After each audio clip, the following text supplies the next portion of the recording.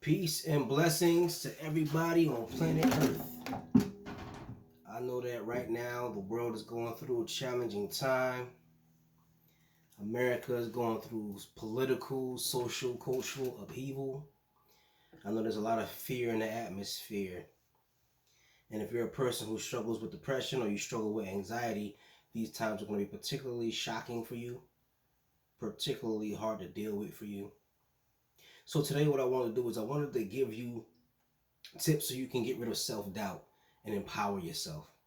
The main theme of much of what I do, much of what I write, much of what I try to contribute is about trying to overcome self-doubt and trying to create a positive and powerful image of yourself in your mind so you can create a powerful and positive reality. Before we continue, first and foremost, I want to say that I want to give a rest in peace to all the people who have been the victims of the political upheaval happening in our country, victims of political violence, victims of police brutality. And I also want to take a moment to say that this is the time for unity. This is the time for finding a deeper connection with your inner self so you can find a deeper connection with those around you. So obliterating and eliminating self-doubt is particularly important now so that we can develop the social skills to connect with one another. People always think that in order to solve the world's problems, the main thing is to deal with the external world, deal with the political and cultural situations happening. But the number one reason why it's so difficult to do that is simply because we are forgetting to connect with our inner selves. Once we fix what's inside, we will fix what's outside. Everybody's trying to do this reverse engineering process where we focus our energy outside and hope that the outside, the external, will change what's inside. And it seems that that experiment is not really working. So let's focus on changing what's inside so that we can change the lives without. Okay? So, first and foremost, today's lecture or speech or what have you, whatever you want to call it, is about destroying self-doubt. It is of the utmost importance that we obliterate how we view ourselves so that we can have faith in ourselves, so that we can empower ourselves and then begin the process of empowering others and eventually changing the society in which we live. But you can't change a society on the outside if you doubt yourself. Self-doubt is a crippling disability that puts you in a mindset where you can't achieve your goals and you can't improve anyone else's life because you doubt who you are. It's hard to have big goals and big dreams of changing the world if you doubt who you are. You doubt your self-worth. You doubt your own value.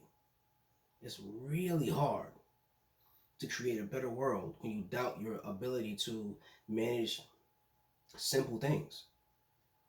If you doubt your ability to manage relationships, you doubt your ability to manage, your physical appearance, your image, your job, your education. If you can't manage these simple things, you're gonna always have an unconscious doubt of what you can accomplish in the world, and that doubt is gonna hold you back.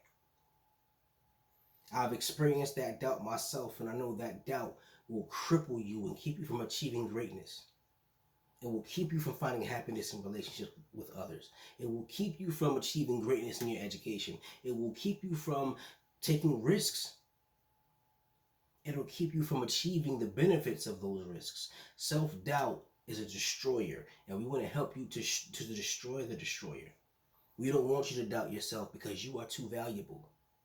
We want you to see your value so that you can contribute to the rest of the world. And whether you believe it or not, there is something inside of you, a sleeping, dormant divinity, a God sleeping inside of you that will help you to channel that power and energy and that potential into the outside world and change it for the better. Even if you're only able to manage to change it in some slight small way, even if you're only able to change one person's life, that's still a step forward to a better world.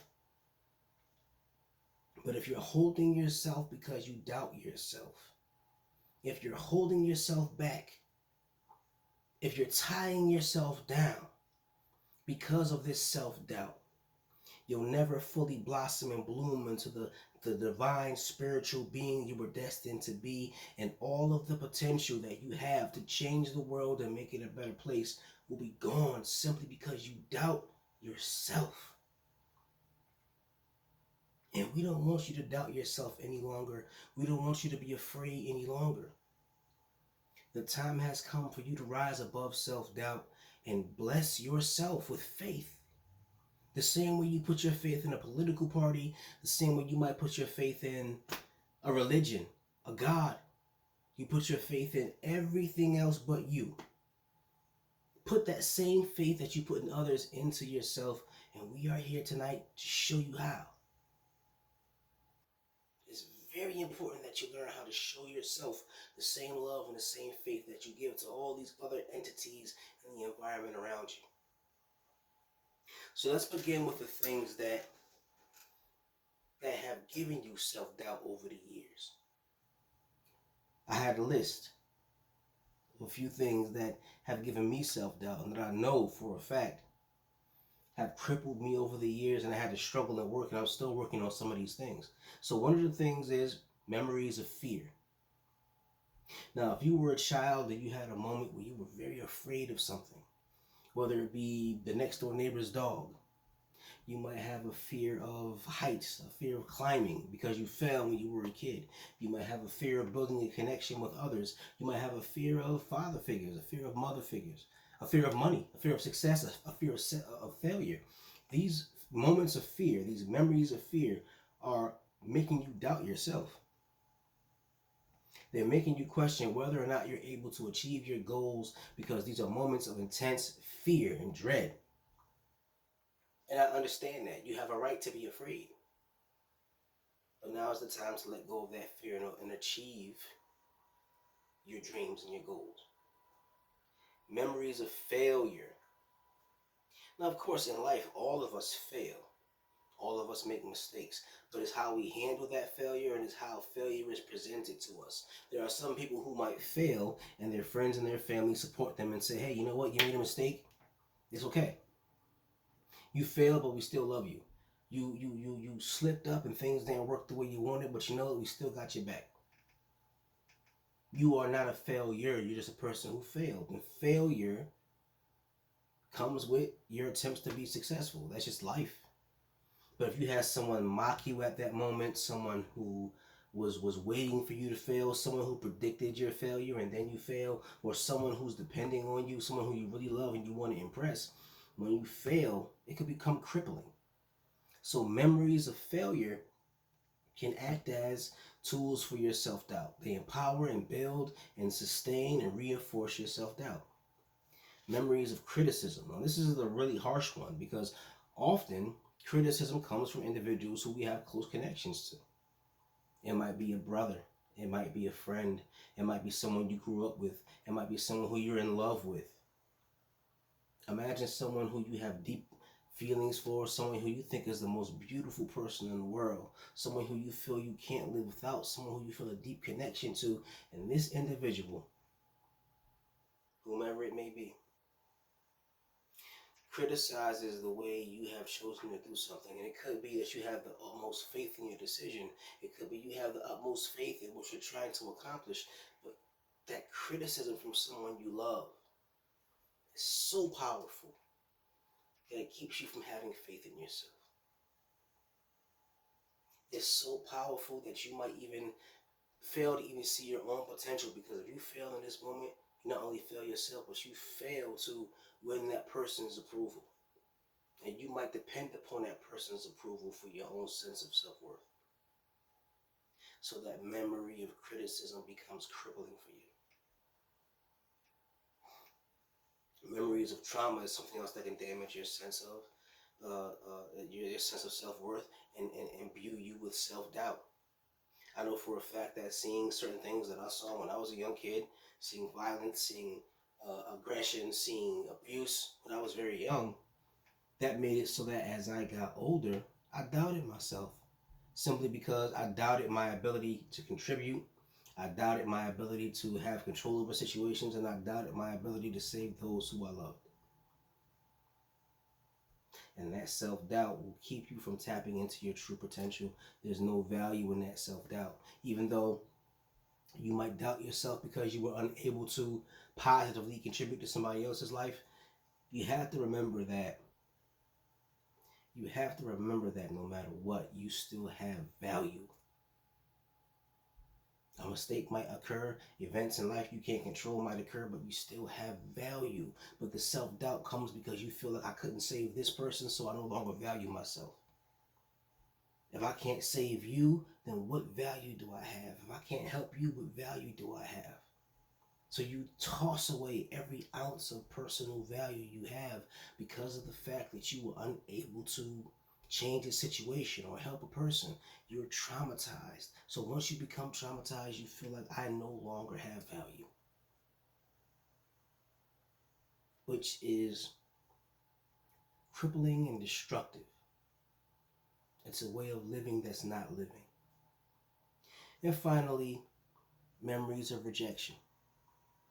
If you love your mother and your mother pushes you away, you love your dad pushes you away, you love a woman, she pushes you away, you love a man, he pushes you away. Rejection is one of the hardest things for human beings to deal with.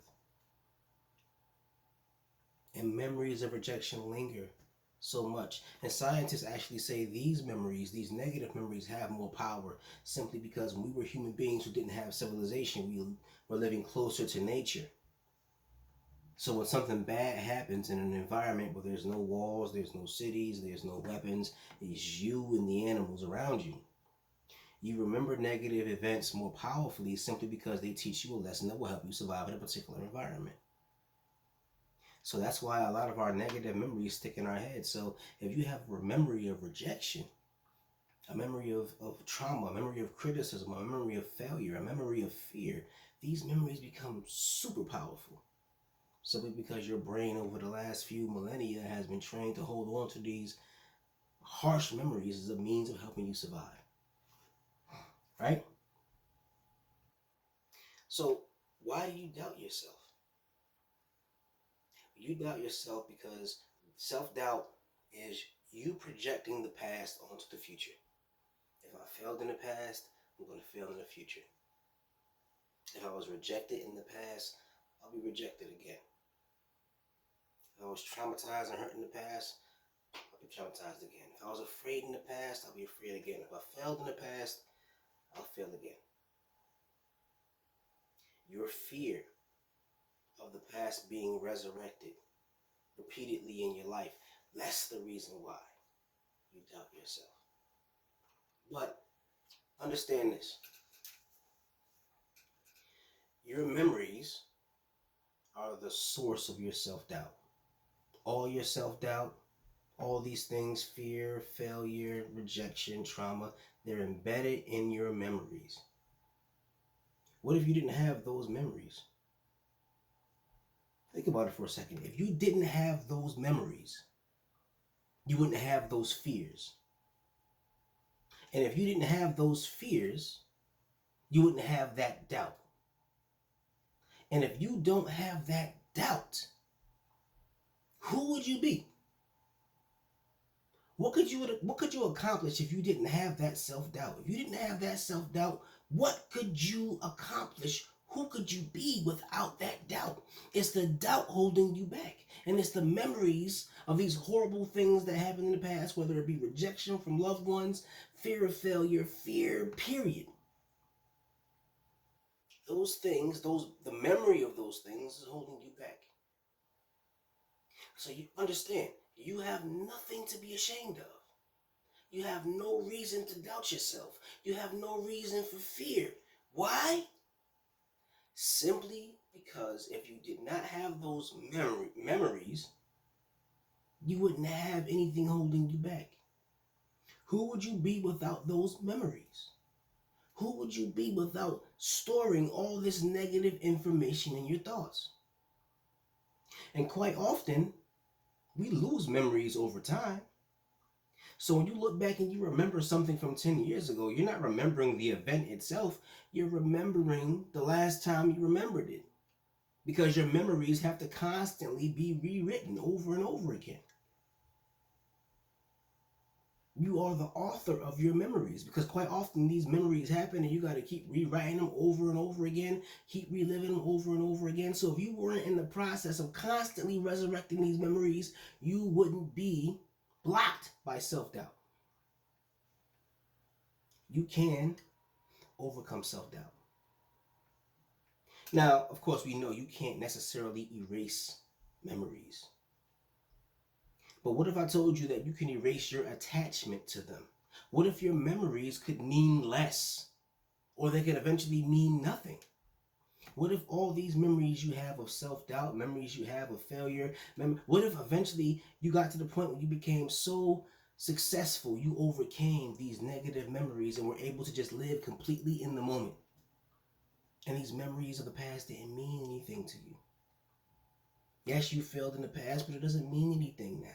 Yes, you were hurt in the past, you were traumatized in the past, but because you've disconnected your attachment to these memories and they're less important to you, now you can function, you can flourish. So the question is, how do you detach yourself from these memories? Think about all these things that I mentioned: fear, failure, criticism, trauma, rejection. How can you detach yourself from these memories?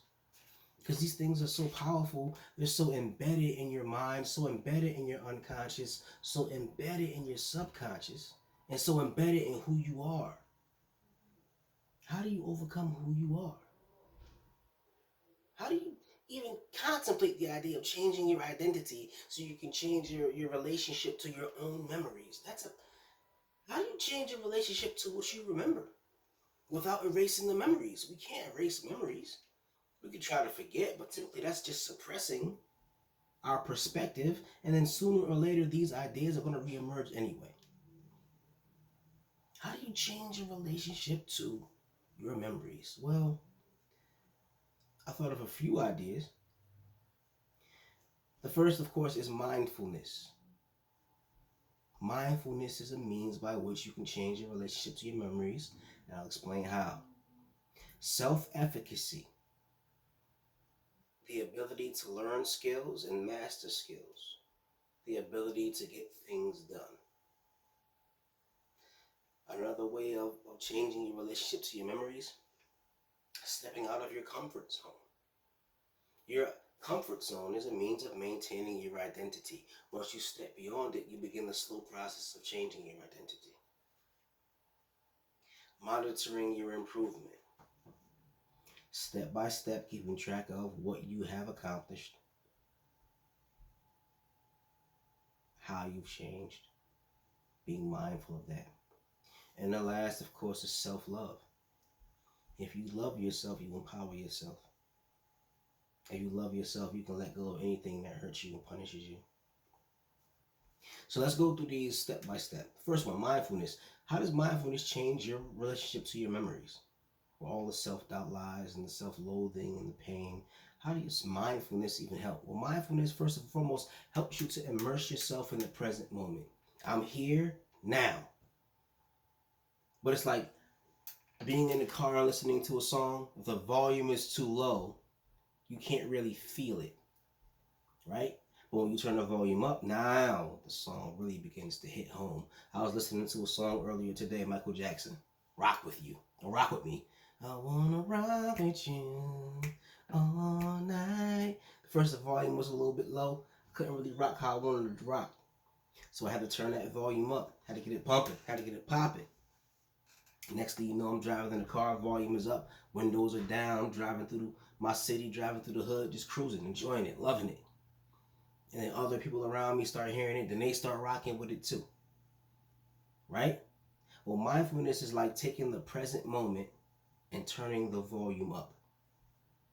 What you feel, what you experience is magnified to the point where you're not thinking about the past.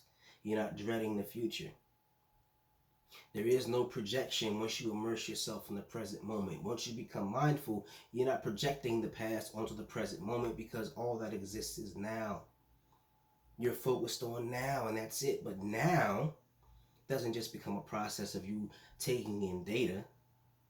For the most part, most of us just kind of taking information, taking data, look at your phone, look at the TV, look at the news, look at the sky.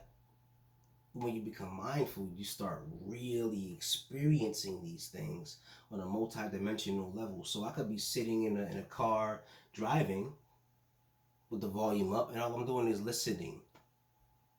But when you become mindful, then all of a sudden you pay attention to what you can hear.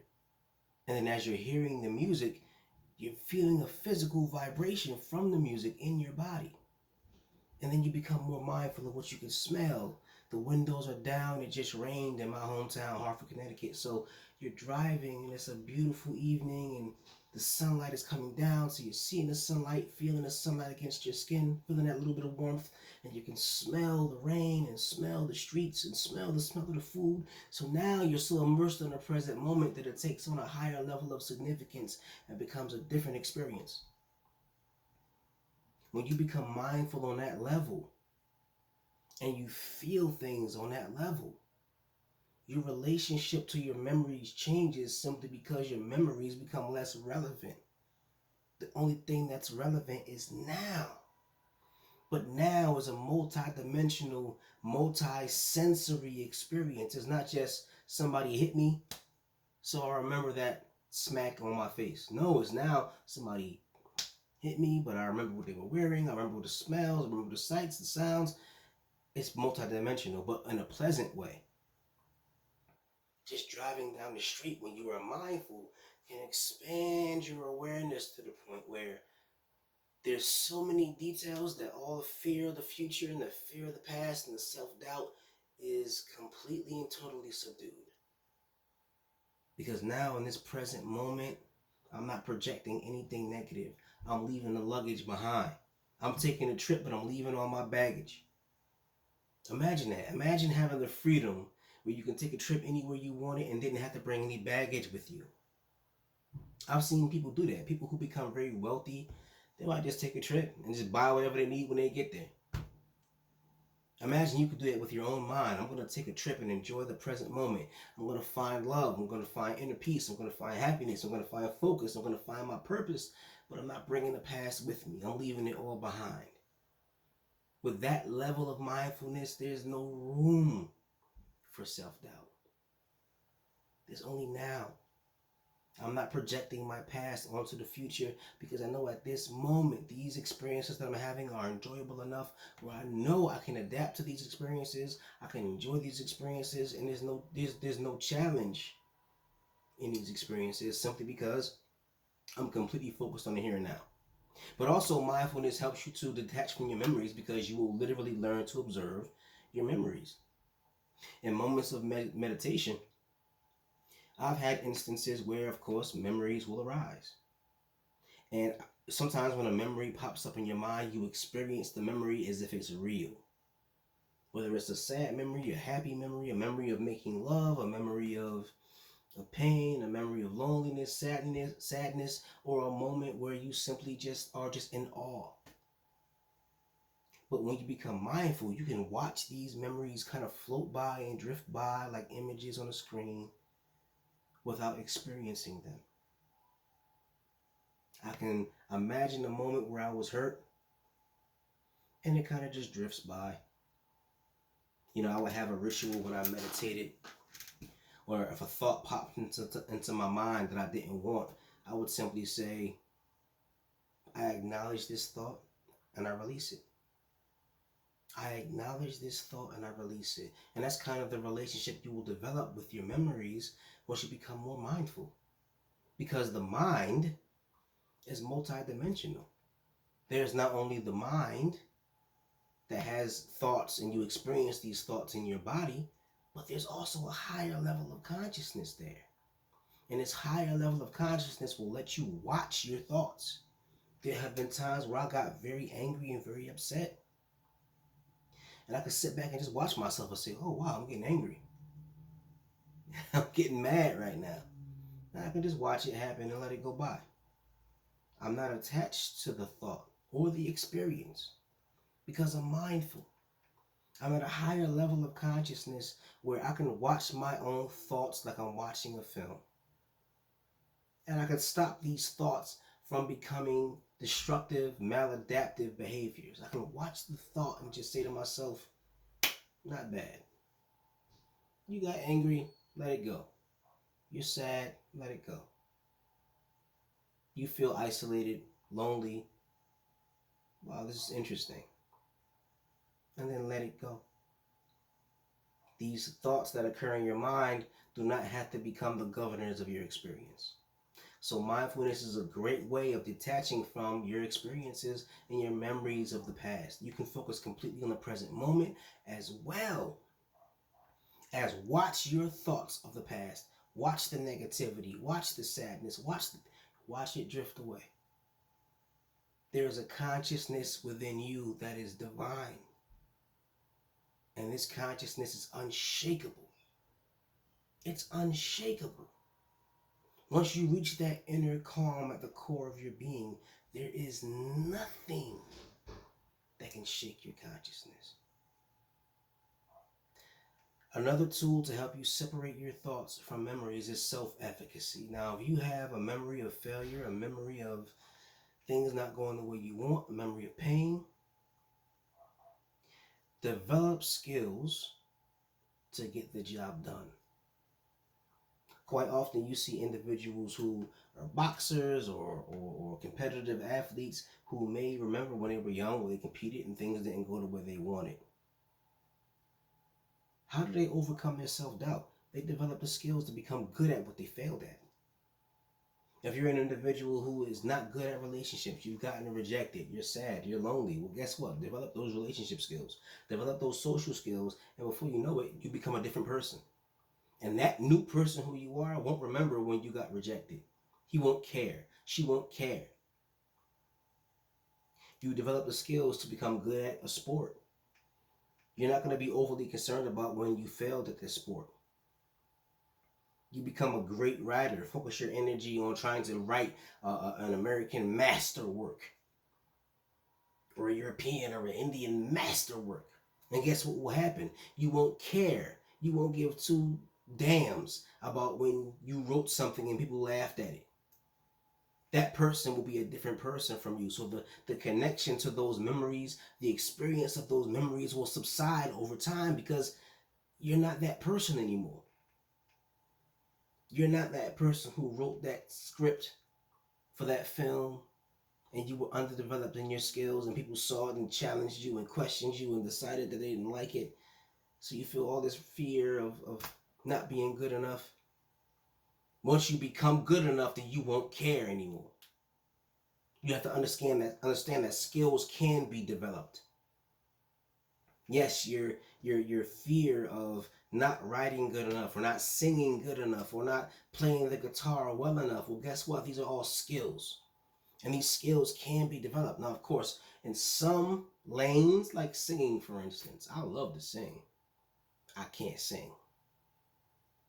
However, I have a sound. There are a lot of individuals now in music who have a sound.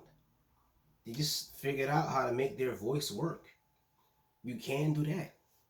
You can develop what you do enough so that once you develop enough skills, you're not thinking in terms of I can't do this or I can't do that or I'm not good enough, because you actually made yourself good enough. You made it so that you develop the skills necessary to achieve your goals, as opposed to being an individual who didn't make it and quit.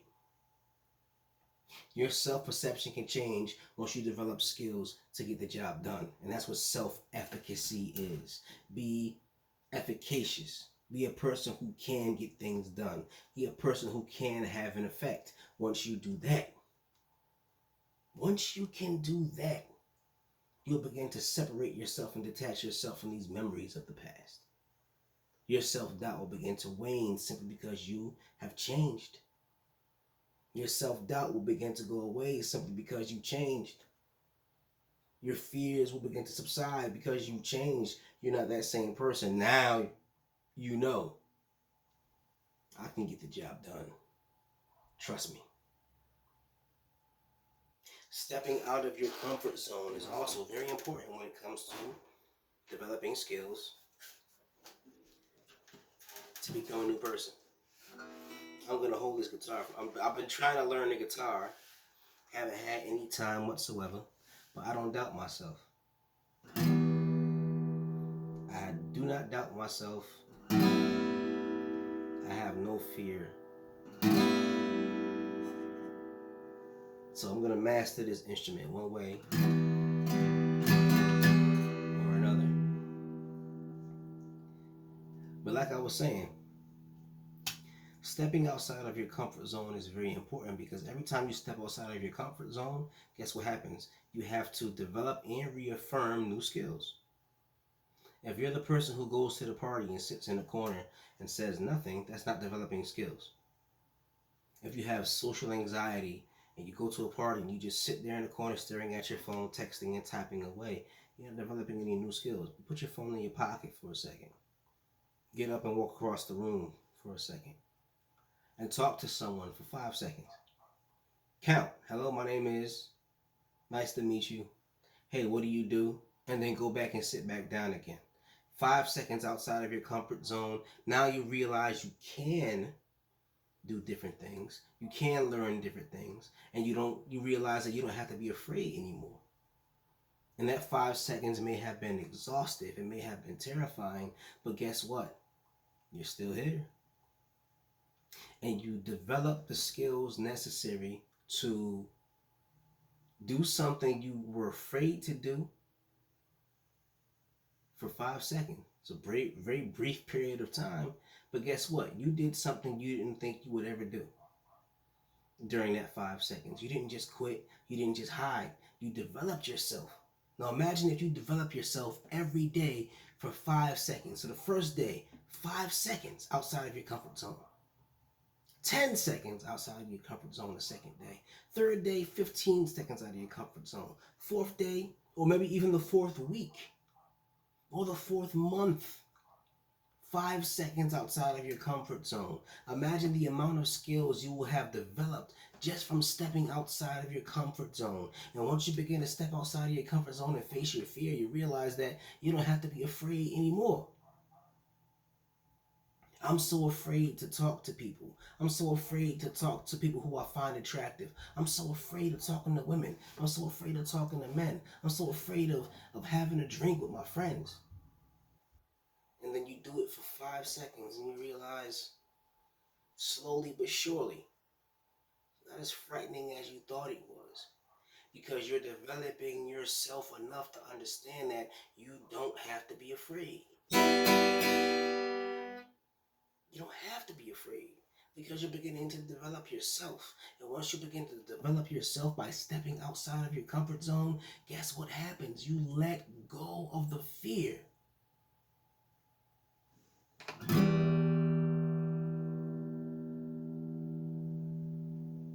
You let go of the fear.